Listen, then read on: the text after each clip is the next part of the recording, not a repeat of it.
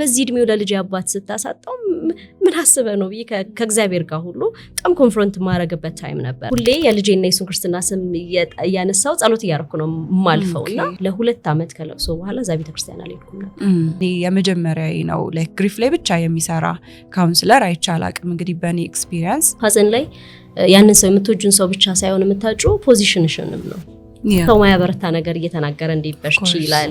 አቅጣጫን የሚያሳይ ሰው ሆነሽ ከዛ በኋላ ያ ነገር አንቺ ላይ ሲደርስ አልተጋጨብሽም ከእውነቱ ጋር? ገና ልጅ ነሽ እሷ ኖራ ነው የሞተችው ምናምን ይሉሻልና ስቂ ምናምን ደግሞ ያዩሽና የሞተ ተጎዳ ያለማ ይሆን ይኖራል ይሉሻል። ለልጅሽስ እንዴት ነበር የነገርሽው? ቃልም ላይ ያጽናና ይችላል፣ ዝምታ ላይ ያጽናና ይችላል።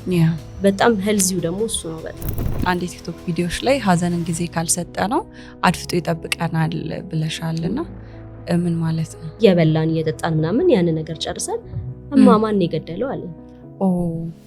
ሰዎች ደና ሆነን እንድንታይ ምናምን በጣም ኩሽ ያደርጉናል። እኛም ያንን ፉልፊል ለማድረግ ደና ሆነን ለመታየት ስትራግል እናደርጋለን። ምንድነው መጽናናት ማለት የምንወዳቸውን ሰዎች መርሳት ማለት አይደለም። በማጣት ውስጥ መኖር መቻል ነው።